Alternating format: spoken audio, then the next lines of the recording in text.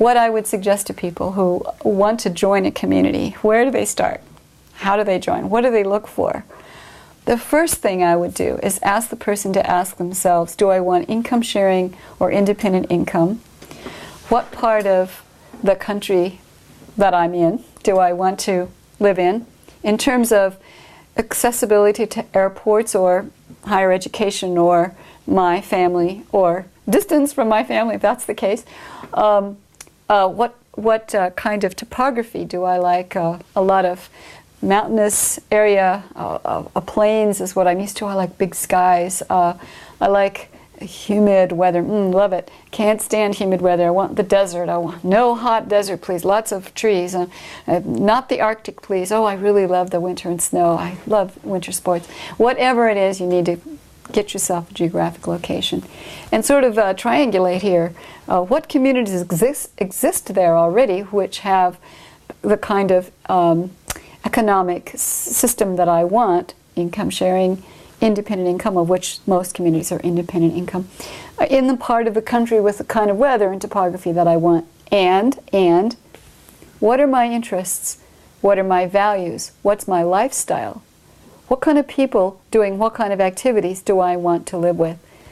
What's my mission for a community I'm in, my mission and purpose, and what's their mission and purpose, and do they match?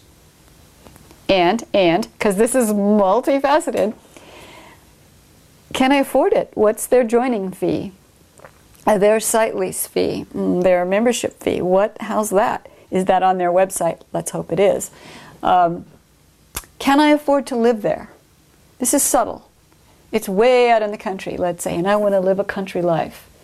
And we, the community, have annual dues and fees for our ongoing development, for paying our mortgage, for paying our property taxes and our insurance, our liability insurance, and our repairs and maintenance. Plus, we're building the community. We have capital improvements. How can I afford to pay my annual dues and fees in this community and my daily living expenses and my food and shelter and anything else I need, health insurance, whatever? How am I going to make a living there? Can I bring my living with me and telecommute? Do I have a mail order business and I can do it from there? Do they have UPS service so I can get these things out in the, in terms of telecommuting, do they even have Ethernet there?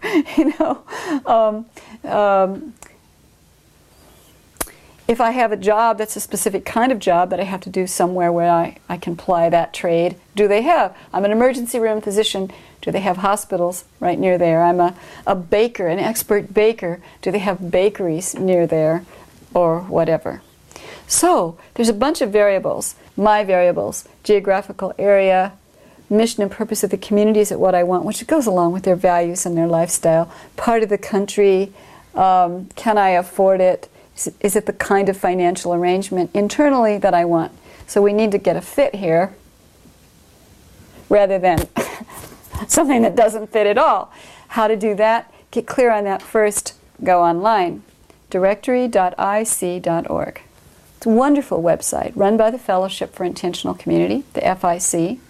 And in this website, you go to the directory and you can look up communities all around the world and in North America by geographic location and by their name. You might have heard of a community, you know its name, you look it up. Or you're just looking at all the communities in a particular region or state or province. And so you read their websites and then you read through their websites. Is their website airy-fairy and flaky and filled with language that's pretentious or flowery or extremely spiritually idealistic or extremely politically idealistic? And you're thinking, oh, that sounds great. What I'd want to know is, so are they actually doing this, or are they talking about what they hope to do? How many people are there? Do they have any land? How long have they been there? If they have 7 or 8 people or more, they've been there a while and they have land, they probably actually exist as a community. If it's 1 or 2 people and they don't have their land yet, they're in the forming stages. If there's 1 or 2 people and they've got land, but there's only 2, how long have they been there? A month? Okay, they're in the forming stages. 10 years? How come they haven't been getting members? So you need to read through the website. Is the website well designed? The links aren't broken, the photos look good, the people look happy. It might be worth it to call them, email them. After you call them and email them, do they answer you? Do they respond to you? Or do you never hear back? How well organized are they? Do they have a clear-cut membership policy? It's very beneficial if they do. It means they've been thinking and they're well organized.